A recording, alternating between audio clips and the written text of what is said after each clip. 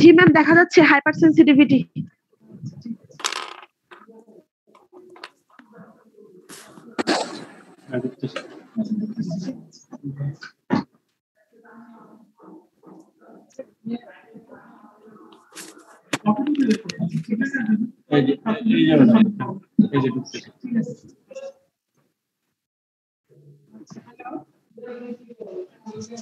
জি ma'am.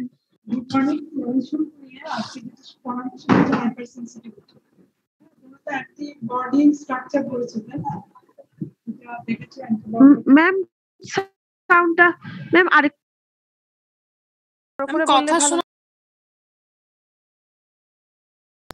না ma'am, এখনো শোনা যাচ্ছে না ক্লিয়ার, সাউন্ড অনেক ছোট।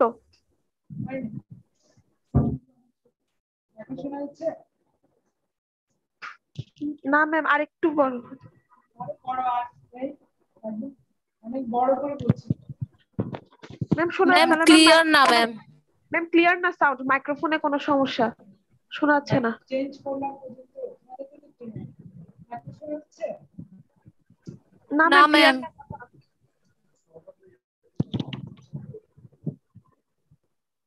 এখন ক্লিয়ার? Yes ma'am. জি ম্যাম। হাইপার সেনসিটিভিটি আমি তাহলে ডেফিনিশন পড়ার সময় ইমিউনিটি হচ্ছে defence mechanism of the body. তার মানে বডিতে যদি কোনো ফরেন এজেন্ট ঢুকে তাকে বের করার যে প্রসেস সেটা হচ্ছে ইমিউনিটি। হাইপার সেনসিটিভিটি নামটা শুনে বোঝা যাচ্ছে হাইপার সেনসিটিভিটি মানে হচ্ছে এক্সাজারেটেড অথবা ইনঅ্যাপ্রোপ্রিয়েট ইমিউন রেসপন্স। মানে ইমিউন রেসপন্সটা এত বেশি হবে অথবা এক্সাজারেটেড হবে অথবা ইনঅ্যাপ্রোপ্রিয়েট হবে, যেটাতে টিস্যু ড্যামেজ হবে। তাহলে ইমিউনিটির পুরো ইফেক্ট হচ্ছে হাইপার সেনসিটিভিটি। এটা কি বেনিফিশিয়াল না হার্মফুল?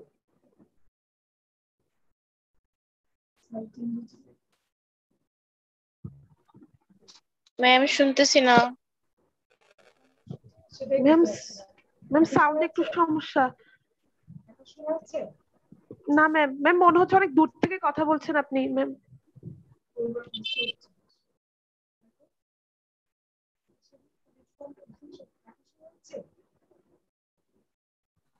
না ম্যাম, এখনো না ম্যাম। গত ক্লাসে যে মাইক্রোফোনটা নিয়ে ক্লাস হয়েছিল ওটা ভালো ছিল।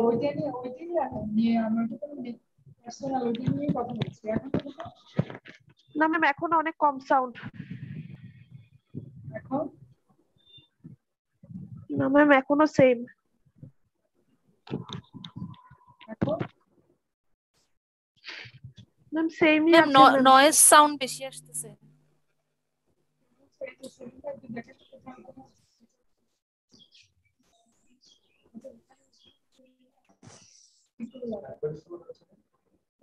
ডিস্টার্ব হচ্ছে।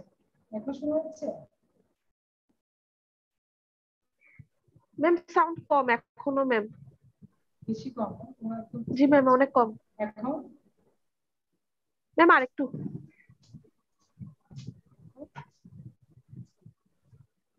সেই হেডফোনটা নিয়ে আসছে।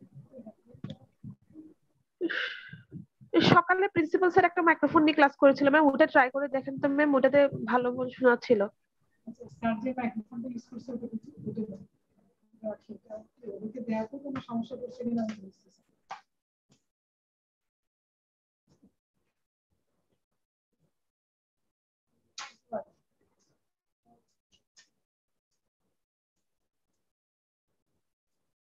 এখন শোনা যাচ্ছে? ম্যাম আরেকবার একটু বলেন। না ম্যাম, এখনো শোনা যাচ্ছে না।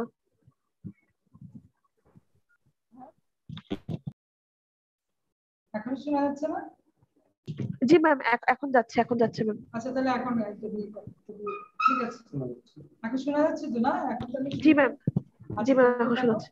হাইপার সেনসিটিভিটি তার মানে ইমিউনিটি বেনিফিশিয়াল না হার্মফুল ইফেক্ট? হার্মফুল। কারণ বারবারই বলছি, কারণ ইমিউনিটি হচ্ছে ডিফেন্স মেকানিজম আর এটা হচ্ছে exaggerated or inappropriate form of immune response causing tissue damage তার মানে কিছু tissue damage হবে এটা হচ্ছে hypersensitivity তাহলে hypersensitivity definition অনুযায়ী can be defined as an exaggerated or inappropriate form of immune response causing tissue damage.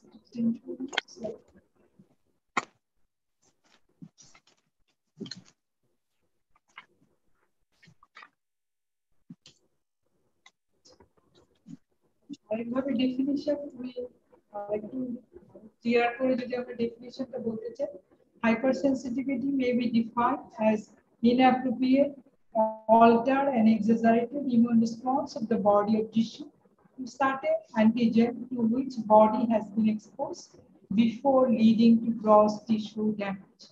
তাহলে এটা ক্লিয়ার হয়ে যাচ্ছে তার মানে altered or exaggerated immune response of the body অথবা tissue to certain antigen exists to which body has been exposed before তার মানে আগে থেকে এক্সপোজ হয়ে আছে leading to gross tissue damage তার মানে প্রথমে যে অ্যান্টিজেনটা ঢুকবে ওইটা টি সেলকে সেনসিটাইজ করে রাখবে নেক্সট যদি আবার সেম অ্যান্টিজেন যে এক্সপোজ হয় দে ক্যান তখনই তার এগেইনস্ট তোমার যে সেনসিটিভ exaggerated immune response হবে সেটার কারণে gross tissue damage হবে এটা হচ্ছে hypersensitivity definition খুব important inappropriate altered or exaggerated immune response of the body of tissue to certain antigen to which body has been exposed before it না বলে সরাসরি বলতে পারো leading to gross tissue damage clear শোনা যাচ্ছে তো না জি ম্যাম শোনা যাচ্ছে তাহলে এটা হচ্ছে hypersensitivity তাহলে hypersensitivity is the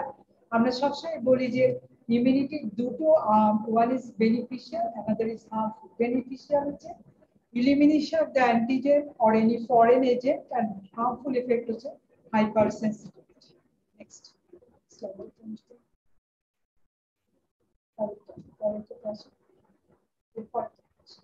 ঠিক আছে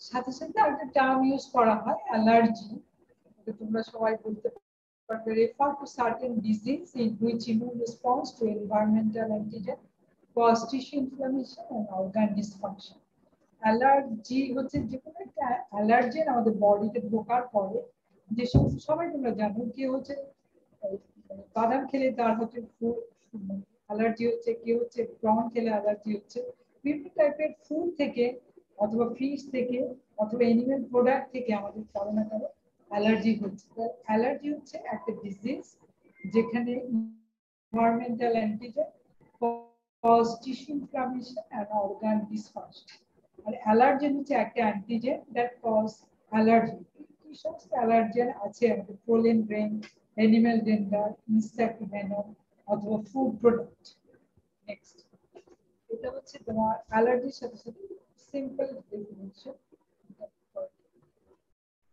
এখন কিন্তু hypersensitivity types very important question there are four types of hypersensitivity আমরা hypersensitivity কে চারটি গ্রুপে ভাগ করেছি তার মধ্যে 1 2 3 আমরা সবসময় বলছি এই তিনটা হচ্ছে অ্যান্টিবডি মিডিয়েটেড আমরা যখন মেকানিজমে যাব তখন তোমরা দেখতে পাবে যে অ্যান্টিবডি মিডিয়েটেড মানে বি সেল থেকে plasma sell that different type of immunity type 4 হচ্ছে cell mediated immunity response to কি এফেক্ট হচ্ছে either by T cell অথবা macrophage তাহলে দেখো there are four types of hypersensitivity প্রথমে এটা মনে রাখো তাহলে এটাকে আমরা তিনটা টাইপকে আমরা অ্যান্টিবডি মিডিয়েটেড বলছি টাইপ 1 2 and 3 নাম্বার 4 হচ্ছে সেল মিডিয়েটেড অ্যান্টিবডি মিডিয়েটেড সবাই তোমরা বুঝতে পারছো বাই ইমিউনোগ্লোবুলিন কিন্তু type 4 is cell mediated it is mediated by T lymphocyte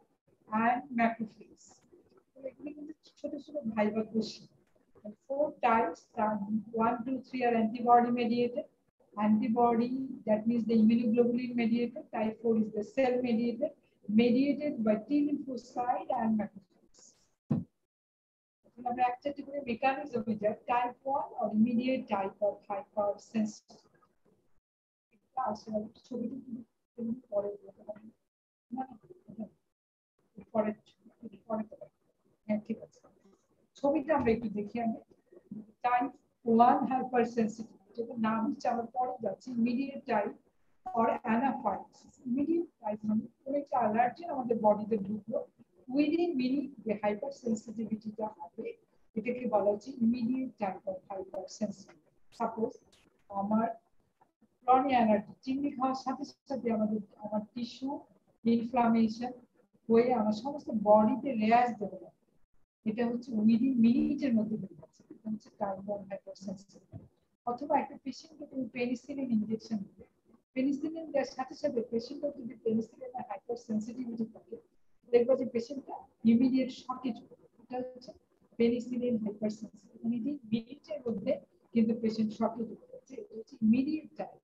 এটাকে অথবা অ্যানাফাইলাক্সিস উইদিন মিনিটের মধ্যে হয়ে যাচ্ছে, সেজন্য এটার নাম দেওয়া হচ্ছে ইমিডিয়েট টাইপ or anaphylaxis। ছবিটা আমি তোমাদেরকে আগে দেখাচ্ছি, মেকানিজম তাহলে immediate type or type 1 hyper sensitivity এটা কিভাবে হয়। সাপোজ যেকোনো একটা এটার সাথে অ্যালার্জেনের জন্য হচ্ছে যে অ্যালার্জেন আমাদের বডিতে ঢুকলে সেই অ্যালার্জেনের এগেইনস্টে যে অ্যান্টিবডিটা তৈরি হচ্ছে সেটা হচ্ছে অলওয়েজ ইমিউনোগ্লোবুলিন ই মেডিকেল। তোমরা দেখবে এটা মনে রাখবে যে কোনো একটা অ্যালার্জেন অথবা প্যারাসাইট আমাদের বডিতে ঢুকলে যে ইমিউনোগ্লোবুলিনটা তৈরি হয় সেটা হচ্ছে অলওয়েজ ইমিউনোগ্লোবুলিন ই। সেজন্য টাইপ 1 কে বলা হচ্ছে immunoglobulin E mediated hypersensitivity or immediate hypersensitivity or anaphylaxis. আমি বলি একটা অ্যালার্জেন আমাদের বডিতে ঢুকলো, ঢোকার পরে তার এগেইনস্টে কি তৈরি হবে, অ্যান্টিবডি তৈরি হবে। কিভাবে হবে সেটা সমস্ত রাস্তা ইমিউন রেসপন্সের যত মানে যেটা পাথওয়েটা আছে সেটা পেরিয়ে লাস্টে বি সেলকে অ্যাক্টিভেট করে প্লাজমা সেখান থেকে প্লাস সুইচিং এর মাধ্যমে কি তৈরি হবে, ইমিউনোগ্লোবুলিন ই তৈরি হলো। তোমার ইমিউনোগ্লোবুলিন ই সেটা হচ্ছে একটা মনোমারিক ফর্ম, একটা দুটো একটা মনোমারিক ফর্ম হলে তাদের অ্যান্টিজেন বাইন্ডিং সাইট এবং এফসি রিসেপ্টর দুটোই আছে, একটা হচ্ছে এফইবি পোরশন আর একটা হচ্ছে এফসি পোরশন। তাহলে ইমিউনোগ্লোবুলিন এই তৈরি হয়ে থাকে, তার ইমিউনোগ্লোবুলিন এর স্পেশাল পিকুলারিটি হচ্ছে তার FC portion always bind to the mast sell অথবা ব্যাসোফিল। মাস্ট সেল এবং ব্যাসোফিলের গায়ে ইমিউনোগ্লোবুলিন ই এফসি রিসেপ্টরের জন্য একটা রিসেপ্টর ওখানে বসে আছে। তাহলে কি হবে, এফসি পোরশনের সাথে লাগবে হচ্ছে এফইবি পোরশন। হ্যাঁ বলো ম্যাম, আবার ক্লিয়ারলি শোনা যাচ্ছে না। আর কিছু তো করতে পারছি না, তা আমি কি করব নিজেও অনেক ডিস্টার্ব করতেছে, মানে কোনো এসি না, কথা আসতেছে। এসি নাই বুঝছো, তারপরে মধ্যে হচ্ছে ফ্যান চলছে, বুঝতেছো। আচ্ছা আমি আর ফ্যানটা অফ করে দিই।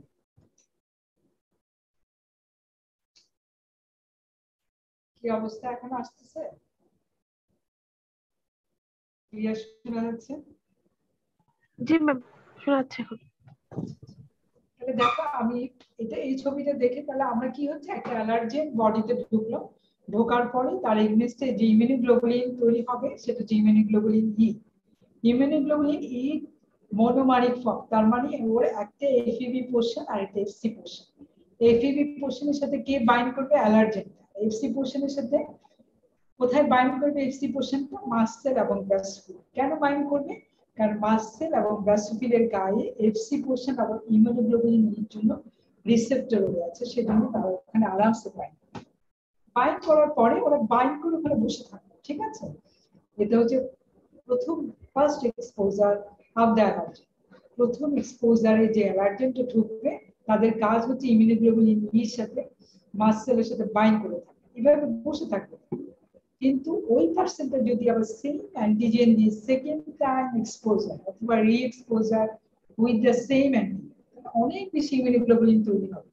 তো সেই সমস্ত ইমিউনোগ্লোবুলিনের কাজ কি হবে, তারা সবগুলি মাসেলের গায়ে আরামসে বসে থাকবে। অনেক অ্যান্টিজেন ইমিউনোগ্লোবুলিন ই মাসেলের গায়ে যে বসে আছে সেগুলি একটা পয়েন্টার ছিল না সিলিন্ডার, ইমিউনোগ্লোবুলিন এর সাথে বসে থাকবে, এটাকে আমরা বলছি cross linking of the antigen and antibody। যখনই অনেক বেশি পরিমাণ সেকেন্ড এক্সপোজার ইমিউনোগ্লোবুলিন ই তার সাথে অ্যান্টিজেন সব বসে থাকবে, এটাকে আমরা বলছি cross linking of the immunoglobulin E on mast cell. তখনই কি হবে, মাস্ট সেল আর নিজেকে ধরে রাখতে পারবে, সে কি করবে, বাস্ট হয়ে যাবে। বাস্ট হয়ে যাওয়ার পর এটাকে আমরা বলছি ডিগ্রানুলেশন, কারণ মাস্ট সেলের মধ্যে অনেক বেশি গ্র্যানুলস আছে, সেগুলি সব বেরিয়ে আসে, সেজন্য মাস্ট সেলকে তখন বলা হচ্ছে degranulation of the mast cell and release of the different mediators.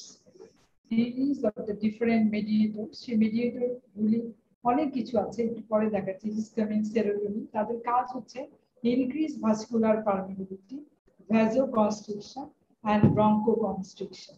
এটা হচ্ছে এগুলি করে টাইপ 1 অ্যানাফাইলেক্সিস করবে, সেজন্য এটাকে বলা হচ্ছে টাইপ 1 হাইপার সেনসিটিভিটি। তাহলে দেখো প্রথমেই হচ্ছে এটা হচ্ছে প্রথম ফার্স্ট এক্সপোজারে আমরা কি করব, প্রথমে একটা অ্যালার্জেন বডিতে ঢুকলো, তার এগেইনস্ট ইমিউনোগ্লোবুলিন ই তৈরি হবে, তার কাজ হচ্ছে এফসি পোর্শন দিয়ে মাসেল এবং ভ্যাসকুলার গায়ে লেগে থাকে, ঠিক আছে। তারপরে re-exposure of the same antigen the mast cell, দেখো অনেক বেশি, আরো ছবিতে আরো বেশি, তুমি অনেকগুলো আঁকাতে পারো এখানে চারদিকে। তাহলে এটা হচ্ছে ইমিউনোগ্লোবুলিন ই, এটা হচ্ছে অ্যান্টিজেন, আবার এখানে অ্যান্টিজেন ইমিউনোগ্লোবুলিন ই, সব ক্রস লিঙ্কেজ লিঙ্ক করে সব বসে থাকে। তখন মাসে নিজেকে আর ধরে রাখতে না পেরে তার ভিতরে যে গ্র্যানুলস গুলি আছে সবগুলিকে বের করে দিবে, তাকে বের করে দিয়েছে সমস্ত গ্র্যানুলস। তখনই আমরা বলছি degranulation of the mast cell and release of the different mediators. তার মধ্যে একটা হিস্টামিন দেখাচ্ছে, serotonin, slow releasing substance of anaphylaxis, eosinophil chemotic factor, এগুলি সমস্ত কিছু রিলিজ হবে এবং তাদের কাজ হবে ইনক্রিজ ভাস্কুলার পারমিয়াবিলিটি, vasoconstriction এবং bronchoconstriction। তখনই হবে অ্যানাফাইলেক্সিস। যেহেতু ইমিডিয়েটলি হচ্ছে, সেটার জন্য এটাকে বলা হচ্ছে immediate type of hyper sensitivity or anaphylaxis. আগের স্লাইডগুলিতে একটু জানবেন, ক্লিয়ার? না না না, আরেকটু জি ম্যাম। Clear clear. তাহলে দেখো এখন একটু যদি আমি যেভাবে বলতে চাই, তাহলে দেখো লেখা দেখো type 1 or immediate type of hypersensitivity ochre. Actually এগুলি যখন আমরা ফিজিক্যালি ক্লাস করছিলাম সমস্ত ছবি কিন্তু আমি আলাদাভাবে ড্র করে নিয়ে এসেছিলাম, যাতে তোমরা অনেক বেশি বুঝতে পারো। যাই হোক, বই দেখলে আরো বেশি বুঝতে পারবে। Type 1 or immediate type or anaphylaxis, প্রত্যেকটা কথা মনে রাখতে হবে, এত বেশি important. Occur when antigen begin to bind to the IgE on the surface of the mast cell with the consequent release of different mediators by immunoglobulin sensitized mast cell.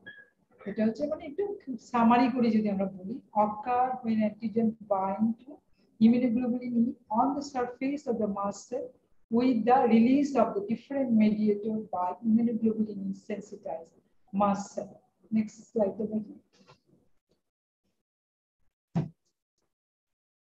The process began when antigen এখানে তোমাকে জিজ্ঞাসা করবে antigen কি ধরনের antigen, তখন তোমাকে বলতে হবে allergen. Induce the formation of immunoglobulin E which bind firmly by the Fc portion to the mast cell and vessel.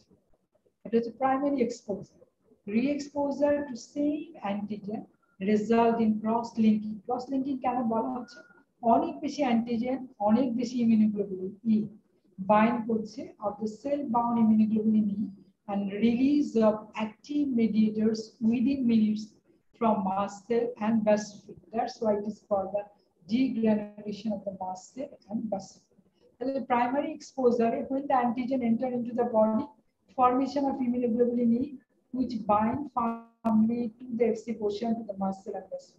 Re-exposure to the same antigen, cross-linking, release of the different mediators. Next. Mediators গুলি কি কি আছে দেখো, histamine, slow reacting substance of anaphylaxis, eosinophil chemotic factor, serotonin, prostaglandin, thromboxane. These are the mediators released from the mast cell and vessel. Histamine, serotonin, slow releasing substance of anaphylaxis, eosinophil chemotic factor, prostaglandin, thromboxane. তোমাকে এখানে জিজ্ঞাসা করবে এই সমস্ত mediator release হওয়ার কারণে যেগুলি হচ্ছে, তারপরে তোমাকে বলতে হবে and this causes the increased vascular permeability, vasoconstriction and bronchoconstriction. এদের কাজই হচ্ছে তোমাকে এখানে জিজ্ঞাসা করবে হিস্টামিন প্রিফর্ম কোনগুলি, মাস্ট সেলের মধ্যে কোনগুলি আগে থেকে নিয়ে আছে, গ্র্যানিউলস, সেই গ্র্যানিউলস গুলি প্রিফর্ম গ্র্যানিউলস হচ্ছে histamine, serotonin, slow reacting substance of anaphylaxis, eosinophil chemotic factor, আর পরে যেগুলি সিনথেসিস হচ্ছে, যেগুলি সাইক্লোঅক্সিজেনেস এবং অ্যালকোডিনিক অ্যাসিড পাথওয়ের মাধ্যমে যেগুলি তৈরি হচ্ছে, সেগুলি হচ্ছে প্রোস্টাগ্ল্যান্ডিন, থ্রম্বোক্সিন, প্রোস্টাগ্ল্যান্ডিন এবং থ্রম্বোক্সিন। সো মেডিয়েটরস এর মধ্যে দুটো গ্রুপ করা আছে, একটা হচ্ছে প্রিফর্ম আর একটা হচ্ছে পোস্ট ফর্ম। প্রিফর্ম এর মধ্যে histamine, serotonin, slow reacting substance of anaphylaxis, eosinophil chemotactic factor. আর পরে যেগুলি রিলিজ হচ্ছে, কাকে অ্যাক্টিভেট করে রিলিজ হচ্ছে, বাই cyclooxygenase pathway, সেটা হচ্ছে prostaglandin and thromboxane. So these are the mediators. The mediators এর কারণে যেগুলো ইফেক্ট হচ্ছে, সেটা বারবারই বলছি, they causes increased vascular permeability, vasoconstriction and bronchoconstriction. This is the mechanism. So তোমাদের মনে রাখতে হবে যে primary exposure immunoglobulin E Fc portion দিয়ে সে বাইন্ড করে থাকলো বেসোফিল এবং মাসেলের গায়ে, re-exposure with the same antigen অনেক বেশি পরিমাণ immunoglobulin E, antigen bind with immunoglobulin E with mast cell, যেটাকে বলা হচ্ছে cross linking and release of the different mediators. এই মেডিয়েটর ইফেক্টের কারণ হচ্ছে increased vascular permeability, vasoconstriction, bronchoconstriction. These are the mechanism of type 1 hypersensitivity. Very, very important. Viva, OSP, everything. For slide ছবি দেখবে, তোমার ছবি দেখলে বুঝতে পারবে। আরেকটা যদি কোশ্চেন থাকে তোমাদের, এটা কমন জিজ্ঞাসা করা হয় fibre, common allergen which are associated with the type 1 hypersensitivity. তার মধ্যে কমন অ্যালার্জেন কিছু মনে রাখতে হবে, যে ফরেন সিরাপ যেগুলো আমরা প্যাসিভ ইমিউনাইজেশনে ইউজ করে থাকি, অ্যানাদার হোস্ট থেকে আমরা যেগুলো আনি, সেটা হচ্ছে ফরেন সিরাম, তারপরে ভ্যাকসিন। বলো, হ্যাঁ বলো, হ্যাঁ 12টা, আচ্ছা ঠিক আছে, ক্লাস থেকে বেরিয়ে যাবো। তাহলে দেখো ফরেন সিরাম মানে প্যাসিভ ইমিউনাইজেশনে যেগুলো আমরা ইউজ করতেছি, অ্যানাদার হোস্ট থেকে নিয়ে আমরা তাড়াতাড়ি দিচ্ছি, ইমিডিয়েট অ্যাকশন করছে, যে ফরেন সিরাম ভ্যাকসিন যেগুলো আছে সেগুলো হচ্ছে নেক্সট স্লাইড। এগুলি হচ্ছে common allergen associated with type 1 hypersensitivity. আরো আছে নেক্সট প্ল্যান থেকে অনেকগুলি পোলেন যেগুলো আছে, সেগুলিও আমাদের যদি আমাদের রেসপিরেটরি সিস্টেমের মধ্যে ঢুকে, প্রডিউস সাম অ্যালার্জেন রিঅ্যাকশন। ড্রাগের মধ্যে পেনিসিলিন, সালফোনামাইড। এই জন্য পেনিসিলিন দেওয়ার আগে তোমরা দেখবে ওয়ার্ডে সবসময় কিন্তু পেনিসিলিনের টেস্ট করা হয়। কোথায় করে পেনিসিলিনের হাইপারসেনসিটিভিটি দেখার জন্য? কোথায় টেস্ট করা হয়? যেটা পেনিসিলিন সেনসিটিভ কিনা, পেশেন্টের রিঅ্যাকশন হবে কিনা দেখার জন্য আগে থেকে টেস্ট করে নিতে হয়। সেটা কিভাবে করে জানো? স্কিনে। জানো কিভাবে করে? ম্যাম একটা শোনাই যাচ্ছে। আচ্ছা যাই হোক, পেনিসিলিন সেটা স্কিন টেস্ট করে দেখে। নেক্সট শুনতেছে না কি ফুডের মধ্যে হচ্ছে nuts, sea food, x, P, beans, যার যেখানে হয় সেটা দিয়ে আছে।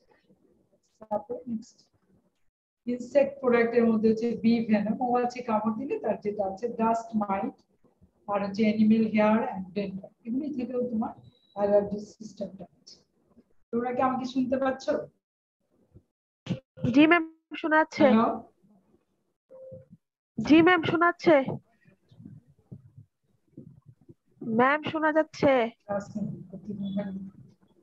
কিন্তু সেদিন না এত ভালো শোনা গেল আজকে।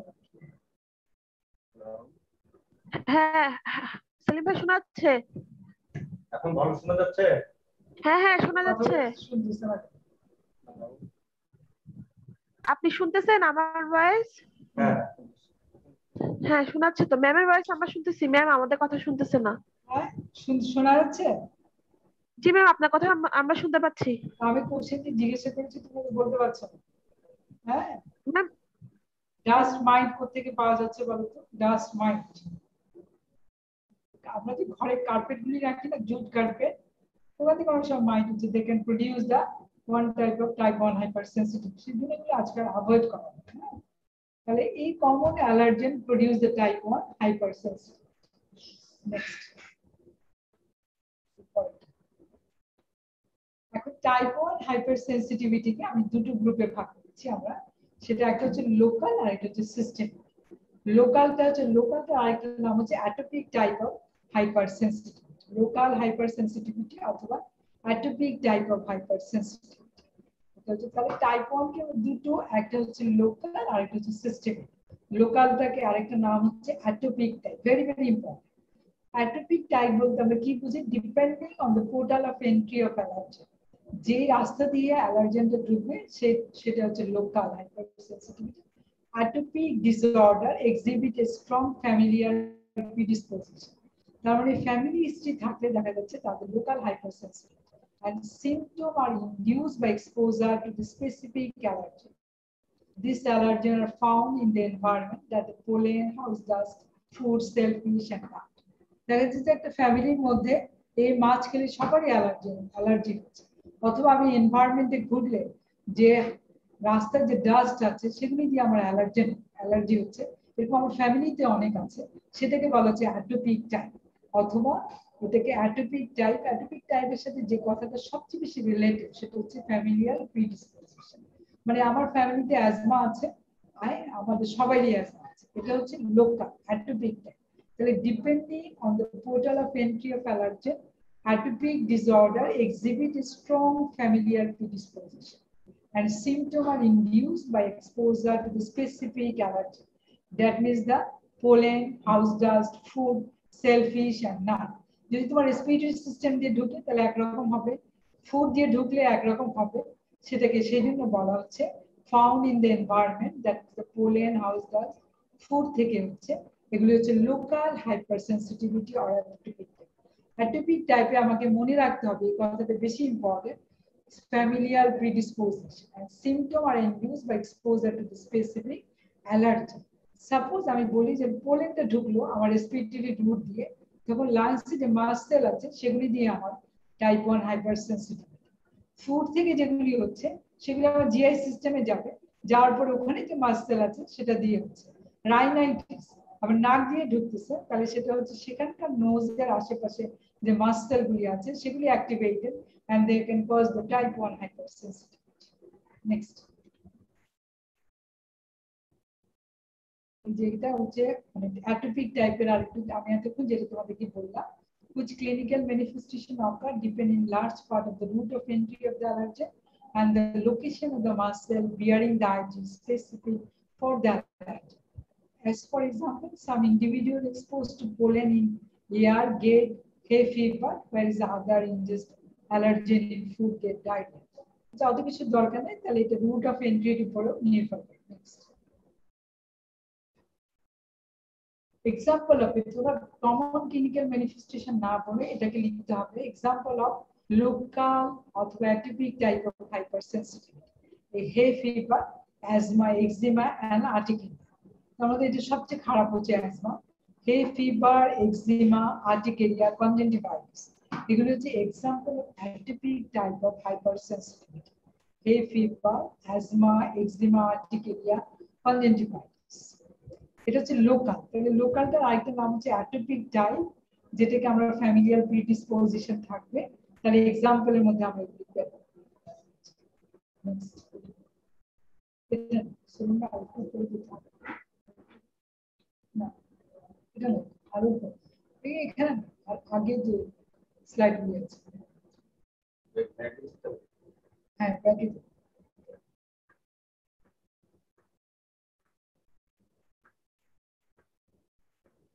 আরেকটা হচ্ছে নাম্বার 2 হচ্ছে সিস্টেমিক হাইপারসেনসিটিভিটি।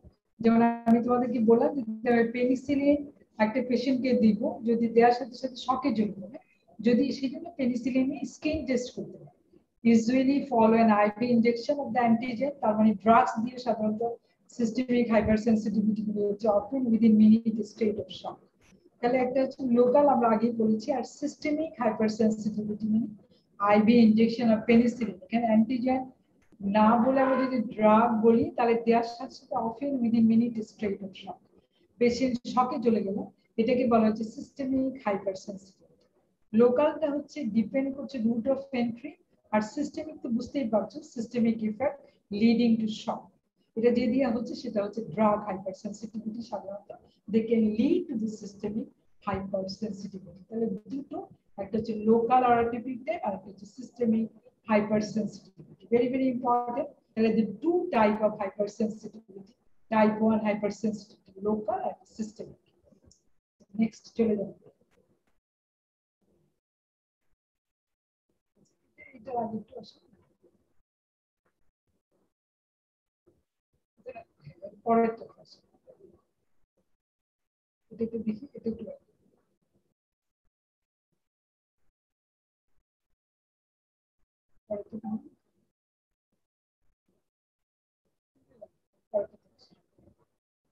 তাহলে টাইপ 1 হাইপারসেনসিটিভিটির মেকানিজম জানো না, এটার সাথে সাথে আরেকটা জিনিস দেখো, একটা হচ্ছে অ্যানাফাইলাক্টিক রিঅ্যাকশন। এতক্ষণ যেটা বললাম সেটা হচ্ছে অ্যানাফাইলাক্সিস, আর অ্যানাফাইলাক্টিক ফাইলাক্টিক মানে TYD মানে অ্যানাফাইলাক্সিস লাইক রিঅ্যাকশন। এটা কি হবে, হয় কোন কারণে অ্যানাফাইলাক্টিক রিঅ্যাকশন হচ্ছে, তার মানে এখানে ইমিউনোগ্লোবুলিন ই মেডিয়েটেড অ্যানাফাইলাক্সিস হচ্ছে, but it is not mediated by immunoglobulin E. তাহলে অ্যানাফাইলাক্টিক রিঅ্যাকশন মানে anaphylaxis like but it not mediated by the immunoglobulin E. তাহলে কি জিনিস, anaphylactic reaction appear clinically similar to anaphylaxis but not IgE mediated. The exciting or the inciting or the stimulating agent, usually drug or iodinated contrast media, directly induce the muscle and vesicle to release the mediator, but without involvement of the IgE. তাহলে দেখা যাচ্ছে অ্যানাফাইলাক্টিক reaction, suppose একটা পেশেন্টকে তুমি contrast media মানে এক্সরেতে contrast media করতে দিয়েছো, যখন মিডিয়াতে ডাইটা তার মধ্যে দেওয়া হয়েছে তখন দেখা যাচ্ছে পেশেন্টটা কি হচ্ছে, ইমিডিয়েট অ্যানাফাইলাক্সিস মানে শকে চলে যাচ্ছে। এটাকে বলা হচ্ছে অ্যানাফাইলাক্টিক রিঅ্যাকশন, কারণ এখানে ইমিউনোগ্লোবুলিন এর কোনো রোল নেই। Directly this contrast media অথবা dye they can activate the muscle এবং vesicle and release of the mediators, but এখানে ইমিউনোগ্লোবুলিন এর কোনো রোল নেই। এটাকে বলা হচ্ছে অ্যানাফাইলাক্টিক রিঅ্যাকশন। তো পরীক্ষায় জিজ্ঞাসা করা হয় তাহলে কি দিয়ে হতে পারে, আয়োডিনেটেড কন্ট্রাস্ট মিডিয়া যত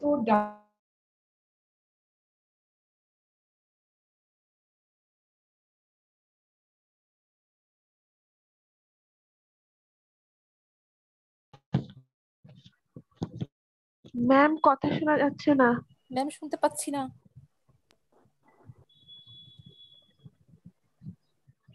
ম্যাম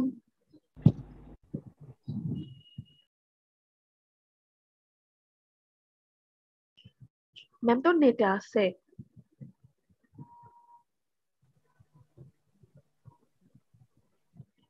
ম্যাম কথা শোনা যাচ্ছে না।